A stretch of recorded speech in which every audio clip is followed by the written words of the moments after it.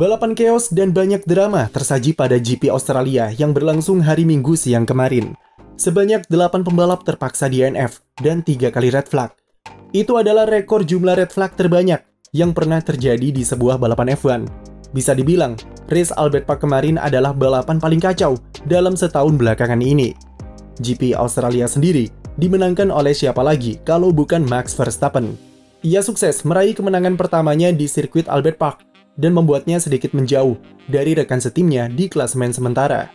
Sergio Perez sendiri hanya bisa finish di posisi kelima setelah ia harus start dari pit lane usai mengakhiri sesi kualifikasi lebih awal karena masalah rem di mobilnya. Posisi kedua dihuni oleh Lewis Hamilton yang akhirnya mencicipi podium perdananya musim ini. Lalu podium terakhir lagi-lagi ditempati oleh Fernando Alonso yang walaupun sempat melintir saat restart karena disenggol Carlos Sainz, tapi ia beruntung bisa kembali ke posisi ketiga usai red flag muncul tak lama setelah itu.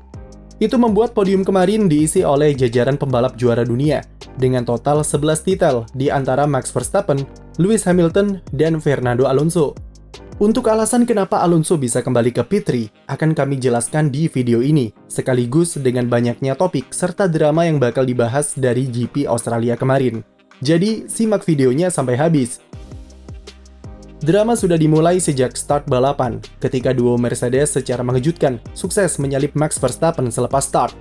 George Russell ambil alih pimpinan lomba di tikungan pertama, sedangkan Lewis Hamilton berhasil lancarkan manuver overtake di tikungan ketiga.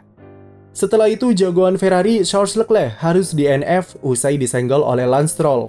Stroll yang posisinya terjepit di antara Alonso dan Leclerc sebelum tikungan ketiga tidak bisa melakukan apa-apa, yang kemudian menyebabkannya menyenggol pembalap Ferrari tersebut.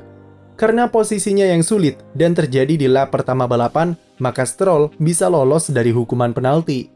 Insiden tersebut membuat Leclerc harus merasakan DNF keduanya dalam 3 balapan pertama musim 2023.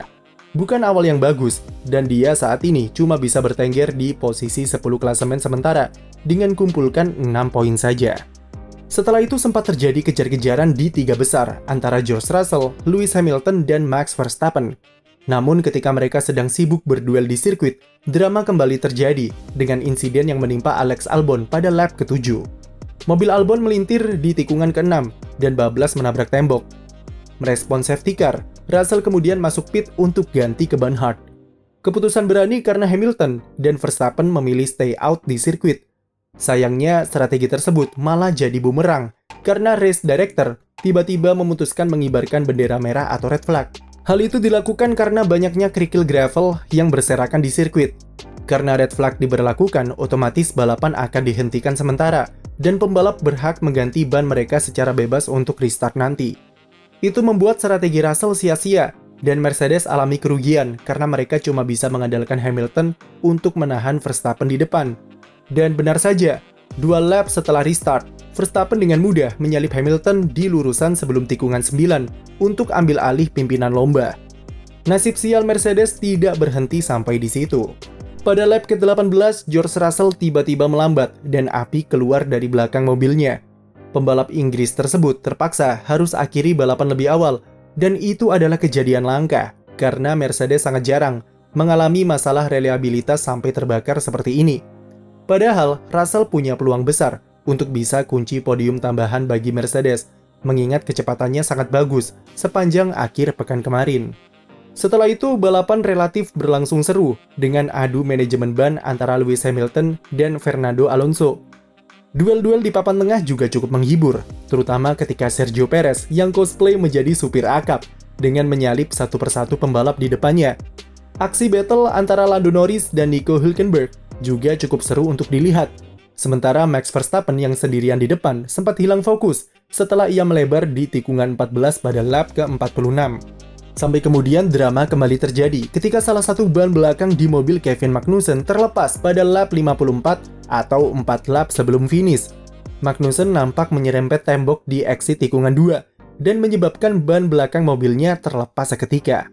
Safety car kemudian keluar untuk menetralisir kondisi di sirkuit. Tapi tak lama setelah itu, race director ternyata kembali mengeluarkan red flag atau bendera merah untuk menghentikan balapan. Jika melihat kondisi trek yang tidak terlalu kotor atau berbahaya, Maka bisa dibilang kalau red flag tersebut bertujuan untuk menghindari kejadian finish di belakang safety car seperti di GP Italia musim lalu. Daripada dikritik lagi, sekaligus mematuhi kesepakatan tak tertulis yang pernah dibuat dulu untuk menyelesaikan balapan di bawah kondisi normal, maka race director memutuskan untuk menghentikan sesi supaya fans mendapatkan balapan seru di 2 lap terakhir. Balapan kemudian dilanjutkan dengan tensi yang tinggi, karena pembalap akan gaspol selama 2 lap sampai finish. Tetapi drama kemudian kembali terjadi setelah restart dan situasi malah tambah chaos dengan berbagai insiden yang terjadi kemarin. Dan semua momen drama tersebut bisa kita lihat dalam satu gambar di tikungan pertama ini. Mulai dari yang paling terlihat ada Fernando Alonso yang melintir karena tersenggol Carlos Sainz. Lalu di belakang ada Nick De Vries yang disundul oleh Logan Sargeant. Kemudian Pierre Gasly melebar keluar sirkuit setelah telat mengerem di tikungan pertama dan menyebabkan Sergio Perez ikut melebar untuk menghindarinya.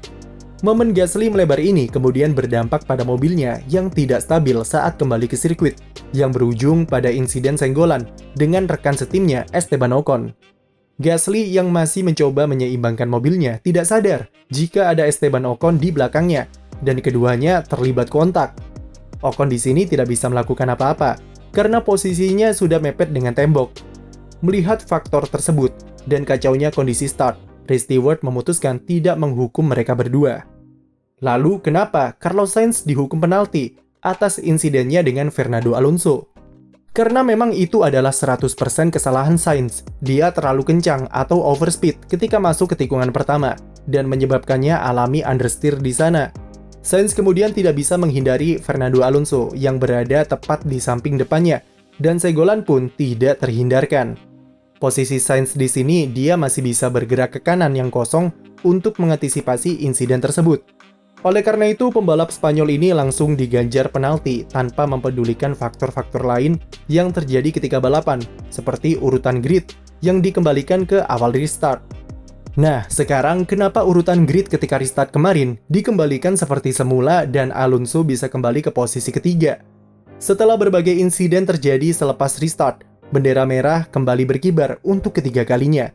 Tetapi kebingungan sempat terjadi ketika race director memutuskan seperti apa urutan gridnya setelah red flag. Hal itu karena banyaknya pembalap yang keluar sirkuit dan membuat sistem GPS tidak mampu mengurutkan pembalap secara akurat. Di dalam regulasi sudah diatur, jika muncul red flag dengan kondisi seperti kemarin, maka urutan grid akan ditentukan lewat titik terakhir atau titik deteksi terakhir yang bisa dipakai untuk mengurutkan posisi pembalap. Karena keterbatasan waktu dan data GPS yang amburadul, race director memilih posisi grid terakhir sebelum restart dimulai untuk mengurutkan pembalap. Oleh karena itu, urutan pembalap kembali seperti semula dengan menghilangkan beberapa pembalap yang DNF, dan Alonso meskipun terjun bebas ke posisi terakhir setelah restart, tapi dia bisa kembali ke posisi ketiga. Menyisakan satu lap, race director lalu memutuskan menyelesaikan balapan di belakang safety car. Haas sempat memprotes keputusan susunan grid tersebut setelah balapan, mengingat ketika GP Inggris musim lalu, kejadian serupa pernah terjadi. Saat itu, race director memakai garis safety car kedua sebagai referensi terakhir untuk menentukan urutan posisi pembalap saat red flag terjadi. Haas mempertanyakan kenapa di Australia kemarin mereka tidak memakai referensi yang sama seperti Silverstone tahun lalu. Apalagi Nico Hülkenberg bisa diuntungkan jika memakai kondisi seperti itu. Protes Haas tersebut kemudian ditolak oleh race stewards dan hasil balapan dinyatakan final. Meski begitu, Hülkenberg tetap membuat kami tersenyum dengan raihan posisi ke-7. Dia diapit oleh duo McLaren yang akhirnya meraih poin perdananya musim ini. Lando Norris akhiri race di posisi ke-6 dan Oscar Piastri pecah telur dengan raih finish di posisi 8 untuk poin pertamanya di balapan kandang Australia. Sisanya ada Zhou Guanyu dan Yuki Tsunoda yang sama-sama menyumbang poin bagi timnya masing-masing. Dari semua drama yang terjadi, mana yang jadi favorit kalian? Tulis pendapat kamu, dan jika ada pertanyaan seputar drama kemarin, bisa sampaikan saja di komentar. Sekian video dari kami, jangan lupa beri like dan subscribe untuk konten F1 lainnya.